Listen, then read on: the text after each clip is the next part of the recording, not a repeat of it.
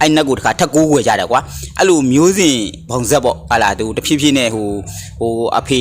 သားဟုတ်လားအဖိုးဟာလာအဖိုးဘွားပေါ့အစင်ဆက်ကနေပြီးတော့ဒီအဖေသားဟိုမြင်းမြစ်ထီကိုသူကတောက်လျှောက်သူကစင်ငယ်ကိုးဝယ်ခဲ့ပါတော့သူကနတ်မျိုးကမပြတ်တော့ဘူးကွာနတ်မျိုးကဆက်နေတယ်အဲ့ဒါယူလို့ရှိတာကယူလို့ရှိတာတကယ်လို့မယူရင်တော့မရှိဘူးပေါ့နော်မယူရင်တော့မရှိဘူးအယူပေါ့နောက်ဆုံးတော့အယူပါပဲ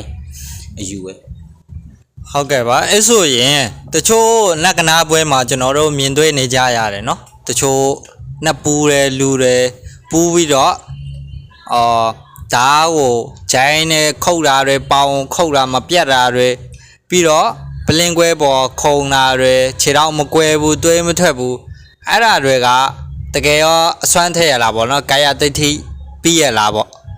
အဲ့ဒါဒီအားလုံးကတနည်းအားဖြင့်ပြောမှဆိုလို့ရှိရင်တော့ဟိုလှည့်စားတဲ့သဘောတွေပဲသူလှီးတဲ့ဓာတ်ကိုဆိုကြပါစို့ပေါ့သူ့အသားတွေကဂျိုင်းနေလေဘင်းနေချို့ရှားတွေပါလှီးတယ်အဲ့ဒီဓာတ်ကိုအိမ်ကဓာတ်နဲ့သူမပေးလို့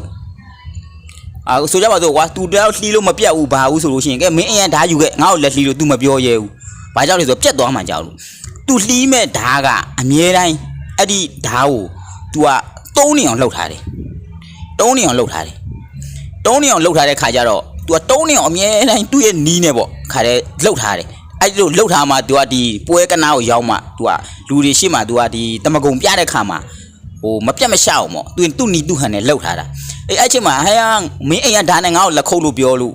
तू မပြောရဲဘူးဘာလို့အိမ်ကဓာတ်နဲ့ तू မပေးခုတ်ရဲဘူးကွာဘာလို့ तू ကိုယ်တိုင်စီရင်ထားတဲ့ဓာတ်မဟုတ်လို့သူ့ရဲ့မပြတ်ခြင်းက तू ကိုယ်တိုင်အစီရင်လှုပ်ထားတဲ့ဓာတ်မဟုတ်လို့အဲ့ဆိုပလင်းကွဲတွေကဘယ်လိုမြင်လဲဗျပလင်းကွဲနဲ့ပတ်သက်ပြီးတော့ပြောရမယ်ဆိုလို့ရှိရင်တော့ဒါကတော့ကိုယ်တိုင်ကိုယ်တွေ့ဆိုတော့ပြောရဲတယ်ဗောနော်ပလင်းကွဲကြတယ်ကိုယ်တိုင်ကိုယ်တွေ့ပဲ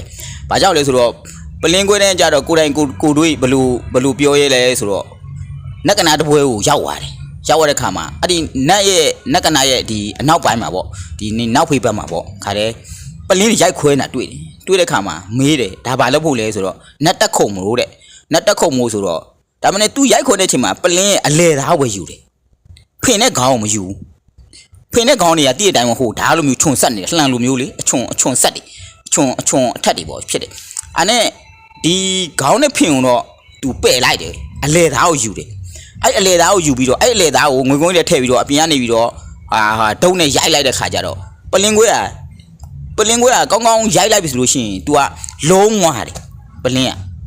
ပလင်းကွဲဘာကြောင့်လုံးဝလဲဆို तू ကဖင်နဲ့ခေါင်းနဲ့ပဲ့လိုက်တဲ့အတွက်အလဲသားရွက်မှုတဲ့အတွက်ရိုက်ခွဲကြီးကောင်းကောင်းကြည့်အောင်ရိုက်လိုက်တဲ့ခါကျတော့ပလင်းကွဲ